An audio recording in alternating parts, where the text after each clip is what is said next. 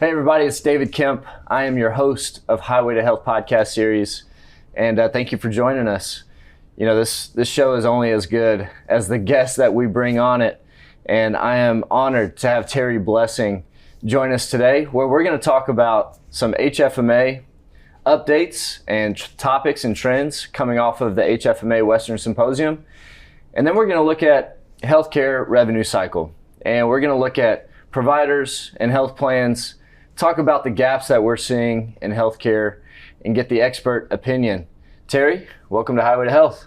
Thanks, David. Appreciate you having me. Man, happy for you to be here. Welcome to MarketScale. Thanks. Yeah, this is a great location. If y'all haven't seen this before, I think this is actually our first time recording here, and I'm super jazzed to have this background behind us. It's beautiful this morning. Well, we're glad you're here. Man, you've been in revenue cycle a while, and you've seen the ebbs and flows of this industry, and I'm looking forward to getting your updates on some things that are happening. But before we get into business, I ask all of my guests, all of my executives this, especially with how much we're traveling these days and all the crazy lifestyles that we live. What do you do to stay healthy, mentally, physically, so that you can perform, you know, professionally, but also personally stay healthy? What do you do? What are your habits? So this last year's actually been a really big journey for me. I got to Western Symposium last year and kind of had a moment where I was like, you know what, it's time to make some changes, and they've been very impactful in my life. So I've really kind of doubled down on my health, my personal health. One of the things that's important to me is 30 minutes a day. Yeah. Get up, put the shoes on, do something for 30 minutes a day. I've found a lot of opportunities to really develop some clarity in my life through running. Nice. But my passion is really cycling. So when I get the chance to be home and be on the bike, I love being outside and doing that for my exercise. I have to do it in the morning. I'm not a morning person, but if I don't do it in the morning, life takes over and I can't fit it in. And next thing you know, it's midnight and I haven't worked out at all, haven't gotten any activity in. I've sat at my computer all day, and I know that's not good for me. So it sounds like the morning works out for you too. Late morning tends to be kind of what I focus on. I've been home a lot with the kids lately, which has been awesome. And just really trying to dive into that focus too, make sure they're getting the attention that I want them to have. And then after they end up going to school is when I normally hit the gym for a little while and then kind of crank up my work day. Yeah. I do find on the road, it's a little harder to hit that morning because, you know, morning emails come in, you're cleaning up after being out and making sure you're reaching out to those connections and things right away first thing. So I tend to do my workouts there like early afternoon, just after lunch kind of a situation, because I can sneak away for 45 minutes, nobody really notices, and off you go back to work again for the rest of the night. So absolutely. So you've been in revenue cycle for a long time. We worked together probably 10 years ago. Yep. A lot's changed since then. Some things have stayed the same though. Compare where we are today in revenue cycle to where we were 10 years ago. What are some of the biggest changes, the biggest improvements, and then there's probably some consistent challenges that we continue to see today that we even experienced 10 years ago. Give me a kind of the state of the union now compared to where we were 10 years ago. So my first job in healthcare was 10 years ago, and I was dialing for dollars on self-pay phones, which when I look back at it now is such a slim perspective compared to what I've been exposed to, which is kind of interesting to see, right? The one thing that I will say that's been really interesting is workforce management has really changed in the last 10 years. The ability for us from a data perspective to ingest what people are doing and how they're spending their time and how we can increase the value to the business has changed drastically, I feel like, in the last 10 years. So there's a lot of opportunities out there to really be able to understand what people are doing, not only from an individual contributor perspective, but from a remote contributor perspective as well. So the ability to manage that remote workforce has become really prevalent. What do you think has helped bring that along? Is it technology? I do think it's technology. I think there's some innovators in the market that have thought outside of the box. I think COVID was a really big driver of that. We all know that when you have to send 80% of your workforce home overnight, it changes the dynamics, and it's going to result in new developments and innovation. I agree with that. And I think we're living kind of in this golden age of innovation in healthcare where we're starting to see what we've seen for a while in other industries, even in the consumer world, start to impact positively what we're seeing in healthcare, and more specifically in revenue cycle. But you just got back from HFMA, fresh off the plane. Yep. You look much fresher than I would look after 4 days in Vegas. So kudos to you. You did it right. Thanks, man. What'd you see out there? What were your key takeaways from HFMA? So I think we're starting to hear a similar rhetoric from the end of last year. Workforce is still really hard to get a hold of right now. Revenue cycle's having a hard time finding experienced people and retaining experienced people. Up in the Midwest, we've got Arby's. They're hiring people at $19 an hour right now. That is a challenging market to have to fight against in order to keep skilled laborers in hospitals and working on the back end in our business offices to keep our healthcare systems running. Is it because we can't match the pay that they might get? I mean, you mentioned Arby's, but is it a pay thing? Is it a culture thing? Is it the stress of the work? What do you think makes it the hardest for us to retain top talent? I think some of the mundaneness in the work can be very difficult for people. It's the same thing over and over and over again, and a lot of health systems haven't really optimized the ability to leverage technology in repetitive places within their revenue cycles. Yeah. And so if you're sitting there attaching medical records to a claim all day, why do you want to keep doing that? It's the same function. You search for the medical record number, you go pull it out of the database, you attach it to the claim, you resubmit it electronically, go back and do it again for 135 times for 9 hours. Yeah. I don't want to do it. I don't think other people want to do it either. Now, the other thing is, it takes time to learn how to process claims, how to build a denial correctly, how to understand a medical record, the terminologies and things. That stuff doesn't come intuitively.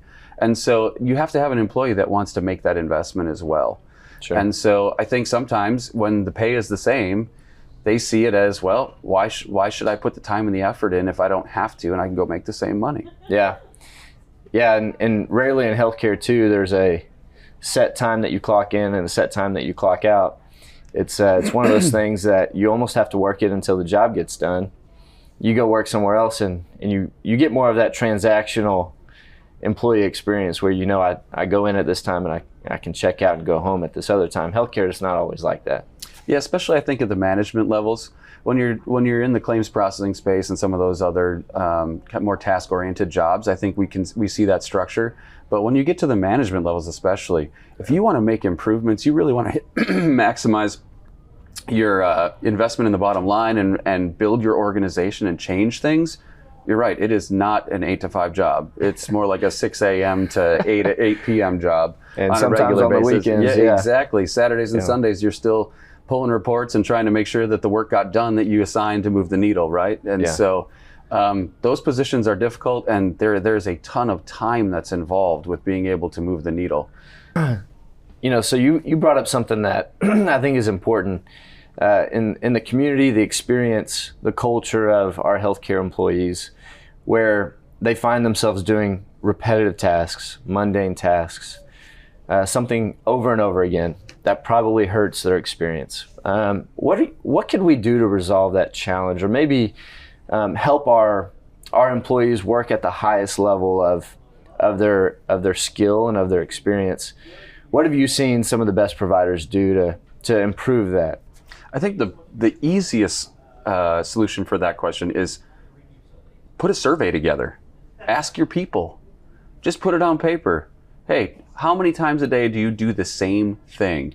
And if so, what workflow is that associated with? Is it with attaching a medical record? Is it with changing a modifier on a claim? Is it with, where are those things at? Yeah. Okay, once we've identified them, then let's start to look towards technology to see how can we take that task off of my employee's plate. Yeah. How can I make sure that they're spending the time writing the appeal, which is where I really need human cognition to take over to be able to synthesize this information and then appropriately request an additional payment within healthcare. So I think that's the simplest is just put a survey together and talk to your people, right? Yeah. Kind of grassroots. There are some really cool technologies out there though, that when you start to look at workflow and understand what every click is doing and where the bottlenecks are, it's amazingly intuitive, and it really shines a spotlight on where are the hangups that are taking time. Yeah. Time is so expensive in this industry. Every day matters. So if we're having a claim sit there for an extra day, it's an extra day that money's not in the bank, right? Yeah. And an extra day that you're paying somebody to get the money in the bank. Correct. So It's kind of a dual negative. Yep. But I'm so glad that you started with people. Oftentimes the cop-out answer or the easy answer, the low-hanging fruit, is technology. Technology is going to solve everything. But I think in healthcare what we've learned is it truly is a people, process, and then technology solution most of the time. Yep, very much. Yeah. Well, what else? I mean, you've probably seen some pretty exciting things happening with other providers, certain providers, where they're putting an effort, they're putting attention to building a community of skilled workers that are excited to join healthcare communities, healthcare providers at an early age, at an early level of education. What are some of the cool things that you've seen, providers do, maybe even employers do, to bring those skilled workers into the program, into the industry earlier and more often? Yeah, absolutely. So I was just off at Region 10 and 11 and had a really cool conversation and found out that Duke University is actually building internships into their program to take their Masters of Healthcare Administration and Bachelors of Healthcare Administration graduates and give them internship opportunities to grow them into their organizations. It's a 2-year internship program is what I'm being told, and they are taking those individuals, putting them into roles, and then growing them into leaders within their organization, whether that's in revenue cycle or operations or strategic planning, those kinds of things. And I think that's really valuable. We've got to get a hold of our early careerists, and we need to make sure that we are inputting effort into them so that we can retain them in the industry, because we're losing talent on a daily basis. I also heard about a program where a community college is growing coders into healthcare organizations. They've made strategic partnerships, they developed a program together, and they're turning out coders at an astonishing rate in comparison to be able to try and retain them from the market, which has helped those organizations significantly. That's so important. If you can get to them early and show, healthcare is such a great industry. When you talk to other industries about how they can bring top talent or start recruiting top talent, they talk about this need for a bigger purpose and to be working towards a greater good of some kind. That's probably, it's for us that have been in healthcare for a little while, it's inherent, like it's obvious that when you're working in healthcare, you have the connection to a greater good. But if you're outside of healthcare, it's probably not as intuitive. And so it sounds like Duke and other programs are doing a good job of spreading that message earlier. Absolutely. It's the culture that we create within healthcare serves the community, right? And I know that we focus on what we're doing individually within our organizations, but ultimately, if we can't serve that community, then we're not really doing what we're supposed to be to help. Yeah, I would agree with that. So, continuing on this idea of HFMA and financial management within our healthcare systems, there's some challenges out there. If you're paying attention to news and current events, in 2022 we saw some of the most drastic impacts to hospital margins that we've ever seen. On the flip side, these health plans that we all know the names of are reporting record profits. There's so many questions I could ask you on this topic. Yeah. But maybe I want to start here. Are we fighting a losing battle? When we talk about people, process, technology to help improve margins, minimal margins on the healthcare, on the hospital side, on the provider side, and then you look over and see health plans making a ton of profit, the numbers are outrageous. Are we fighting a losing battle here? Are we fighting for pennies while they're holding the dollars? So yeah, I think it's really interesting to take a look at the law of large numbers, right? Yeah. When you look at Optum, who posted a $27.2 billion profit last year, it was a 17% increase in their overall business. When you take those numbers and you put a 4% interest rate on those, that means they're adding $1 billion a year to their bottom line in interest. Just in interest. It's just in interest. Compare that to Tenet HCA. They posted 8 and 11% profits last year with minimal growth. there's something broken here. Yeah. We're missing the way that healthcare should be delivered, and we're not enabling our healthcare providers to invest that money back into technology, services, providers that are the best in the world, and we're losing ground. Yeah, we are. And you know, we on the provider side, we talk about, on the front end, we talk about patient acquisition and offering new services, but all those things come at a cost. And if you don't have money to invest in those areas, you're living at status quo that's not long-term, it's not sustainable long-term. So where can we go? I mean, how can hospitals, how can providers start playing the game a little bit better, a little bit more strong, you know, a little stronger, so that they can set themselves up for financial stability? We've got to invest in coordination. We have the people, and we have the money, and we have the knowledge to be able to coordinate and then go take this stuff to legislature to build laws that help make sure that the payers are doing what they're supposed to be doing, to make sure that the providers are actually being paid dollars. Every day that money sits in the bank, in the insurance company's bank, we are not putting that back into our health systems and making the interest ourselves to be able to go ahead and really make a difference in our patients' lives.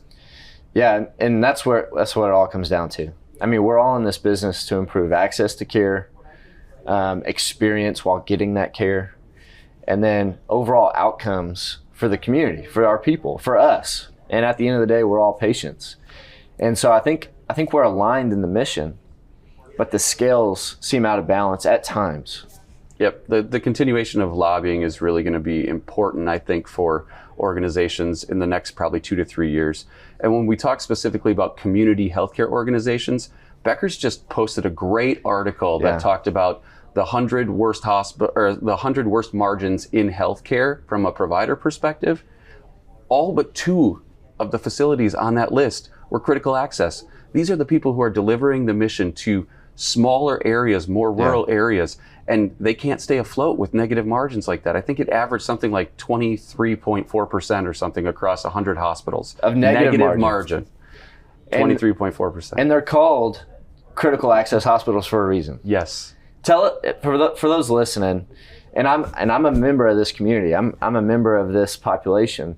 You know, we live out in the country and we're a ways away from.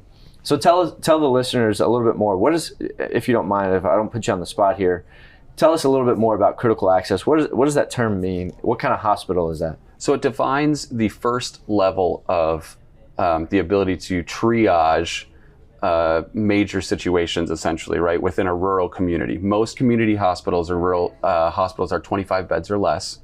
And that critical access designation does give them some additional tax benefits and things like that. But they are really the first line of defense when something happens that's major and somebody needs healthcare resources. And they're positioned outside of the main downtown areas so that people can get help and get care when they need it immediately. And if they're operating at a negative 30% margin, they can't keep their doors open. Correct. And I think there's, you know, a little bit more detail on the critical access hospitals is to be deemed critical access, they have to be the only provider within a 30-mile range to offer those services, which means if they can't keep their doors open, if they have to shut down, now you're looking at an hour's drive for that population to get the care that they need, maybe urgent care that they need, which isn't good for our health. It's not good for our outcomes. It's not good for our patients. It's not good for us. Correct. Absolutely. But that's critical access aren't the only ones. I mean, we saw big provider systems shutting doors, even in California, in the Los Angeles area, because of tight margins and low profitability. Yep. I want to expound on this idea of collaboration and coordination. What do you mean by that? Because it seems like we're a little spread out, right? We're all over the country. We're all fighting this battle independently. Tell our listeners a little bit more what you mean about collaborating and coordinating our efforts. So I think we as a healthcare finance management organization need to start to take advantage of some of the data opportunities that we're seeing in our industry. One of the things that I think is really important is starting to take de-identified data and drive those numbers, especially from like a denials perspective, back to the people who are members of our organization, to give them the power to go back and understand how to better negotiate contracts, how to go back after the payers, how to understand what services they should expand or not expand based on denial rates. And then take that information from a state level and aggregate it and push it up into the regions so that you can do things like breakout work sessions, workshops, and take the data and say, okay, we understand that this particular set of procedures is getting denied more regularly than these, and we don't understand why, or what are the components that we're missing from a billing perspective, or we could provide before we get the denial to expedite payment on those things. But then also understand, as you're looking at merger and acquisition, strategic partnerships, if we're going to move into this market, we already know these are the types of things we're going to be facing, and understand that, okay, are we willing to make those decisions? Are we not willing to make those decisions? Yeah. Are things being processed differently based on specific locations or the region that things are associated with? And if so, how does that look differently within the states that are associated in our region as well? Yeah. So I think de-identifying data and really driving those insights back to hospital organizations is going to add value to what we're doing from an organizational perspective. Yeah, when you aggregate it like that, and you have that data at scale, you have a little bit more leverage, a little bit more influence to make decisions. It also helps when negotiating contracts with payers, right? Because then you can understand, okay, I'm getting paid or not getting paid at this rate for these procedures. And then the next time you go to the table to negotiate rates, you understand where you can give and where you need to take. Absolutely. What else? What else at HFMA stuck out to you? What other takeaways did you have? I think the biggest takeaway that kind of surprised me in some conversations was that budget is very, very tight in 23. I talked to a lot of CFOs that were very specific about, if something is not in a 23 budget, it's not going to get added to a 23 budget unless you have the ability to document ROI from start to finish and really show that we can guarantee you that the investment is going to be worth the time that it's going to take for me to implement this. Otherwise, it's going to get pushed to 24. Which is a long ways away. It is a long ways away. And so you're going to have a lot of providers go without the resources they need. Correct. Whether that's technology, people, services, whatever the case may be. Yep, absolutely. Yeah. So where do we go from here? I mean, we talked about where we've come from 10 years ago to now. Some of the cool things that are happening, but continued challenges. You know, when we look down the road of this journey together in healthcare, specifically revenue cycle, 10 years from now, where do you see the biggest improvements? Where do you see the biggest advancements? And 10 years from now, what kind of world are we living in the revenue cycle? So I think one of the key pieces for the next 10 years is going to be a clinically integrated revenue cycle. I think the No Surprises Billing Act has really driven home the fact that we have to engage the patient early, and they have to understand what services they're going to be receiving, and therefore the financial components that are associated with it. Yeah. I think that our ability to monitor what is going to be going on in like a surgical space and then re-communicate it back to the patient afterwards so that we're not outside of the limits of those estimates and things like that is going to be a crucial component. I also think that we're going to have to migrate to a mobile patient record. If we're going to keep these critical access facilities open, we have to be able to provide them with patient data that makes sense for them to be able to provide the correct service with some sort of background documentation. And when we start to look over at, say, Europe, and their ability to walk into a grocery store and walk out and have no clerk because the RFID just charges your phone, we have to be able to do that in healthcare in the next 10 years. We've got to be able to come up with that medical record that's mobile, that the patient owns, and that can be given to somebody and looked up if there's an accident, for instance, and you don't know that patient is a diabetic. Those kinds of things, right? Yeah, I think there's been such a focus on the patient experience. And I think that what you're describing just improves the experience for the patient. So that's more comfortable for the consumer, right? Which is what we are in healthcare. But it also streamlines the operation side of things in the revenue cycle for our hospitals, which means, going back to your very first point, there's less redundant tasks, there's less mundane activity. You have your people working at the highest level of their skill, so they're happier. And and they're doing things that are generating revenue for the provider. And so that patient experience focus and this clinically integrated system that you're talking about has benefits throughout the healthcare ecosystem. It also allows the physician to make the best choice. There's a technology out there right now that allows a physician to take a look at the tests that are associated with the procedure that they're diagnosing, and for them to understand, okay, across the country, this is what this looks like. 85% of the time, these are the tests that are being ordered for this. If I'm going to order something outside of that, and as a consumer, the patient, I'm going to have to pay for something outside of that, do I have a justification to do that? Does it make sense? Or am I picking something that they don't necessarily need and then therefore driving up the cost within healthcare, right? Yeah. What is it? Medically necessary? We're all familiar with that term. Absolutely. And so, capturing that information early, making those smarter decisions at the moment improves the outcome, but it also improves, the bill at the end of the day for you and I is more digestible. Yeah, absolutely. I also think we're going to see significant improvement in workflow. We have to get more efficient. We have to be able to turn claims faster. We have to leverage human interaction with healthcare and claims and those kinds of things to the best of our ability. And therefore, we have to let the electronic systems do more of the work. And so identifying those gaps in workflows, identifying those opportunities, and then really driving technology to help with that is going to be crucial in the next 10 years.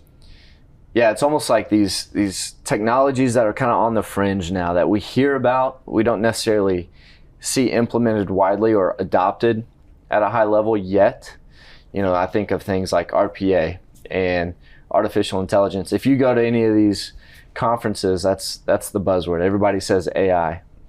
And so, but we haven't really seen it make an impact yet or implemented widely yet. I think 10 years from now, that'll start to be more the norm. Yeah, we're just scratching the surface from what I'm seeing across the country. People are interested in it. They want to be involved in it. There's kind of a refocus with these margins back to the grassroots and making sure that the KPI that drive our organizations are in check. And then how do we push past that going forward? So again, it's going to take a little bit of time. I think we are working on it as an industry, but we've got a long way to go until we're at a point where we're really optimized in what that looks like. Yeah, I think there's good opportunity there. Just have to be smart in where we apply it. Well, before I let you go, we've talked about a lot today, and healthcare near and dear to our hearts, something that we're passionate about. If there was one thing that you wanted our listeners to walk away understanding, or one takeaway from our conversation, what would that one thing be? I would say get coordinated. Take the time to reach out to people in the industry, whether they're a competitor or not. Have conversations about what's really going on, and then drive those insights back into our organizations. Our ability to take that and put it out there and talk to people about it and then coordinate it into potential legislature is really where the power is going to come in the next couple of years. Yeah, I think we have the numbers. I think we have the people. We definitely have the data to start understanding the game a little bit better so that we can be a better player of the game, which when there's that natural competition between the provider and the health plan, it drives performance and it drives experience, affordability. That's what competition breeds in every other industry. And I think as we understand the game better, that competition will be driven, which will be better for the outcomes of our patients. Absolutely. Well, man, I can't thank you enough for being here. It's really good to see you. You too, bud. Have a good one. You too. Thanks, everybody. Thanks, everybody.